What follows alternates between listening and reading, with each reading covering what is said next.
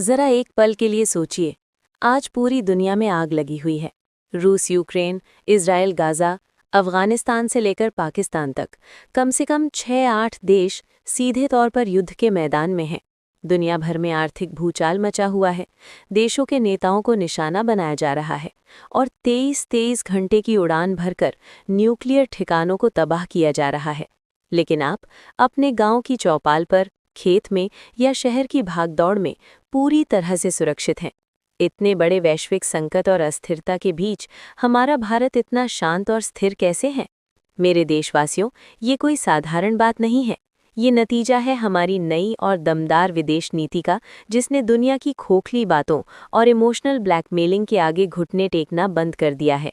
दशकों तक दुनिया के ताकतवर देशों ने हमें सिर्फ ये कहकर बहलाया कि आप तो 5000 साल पुरानी सभ्यता हैं, आप तो विश्व गुरु हैं।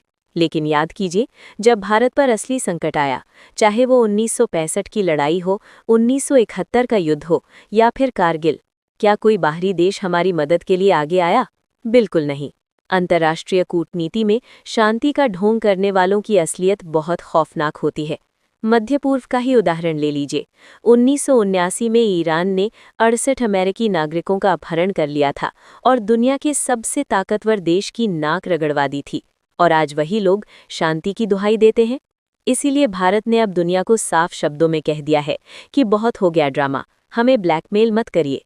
अब भारत भावुक होकर नहीं, बल्कि यथार्थवाद यानी रियलिज्म के रास्ते पर चलकर अपने फैसले खुद लेता है। आज दुनिया में हमारी इस शांति का कारण ये नहीं है कि हम कमज़ोर हैं या किसी लायक नहीं है, बल्कि हम इतने सक्षम हो चुके हैं कि आज भारत रूस और यूक्रेन दोनों से एक साथ बात करता है और धधकते युद्ध के बीच से अपने बच्चों को सुरक्षित निकाल लाता है। यमन हो या गाज़ा फिलिस्तीन का खूनी संघर्ष, भारत अपने एक-एक नागरिक को सुरक्षित अपने वतन वापस ले आता है।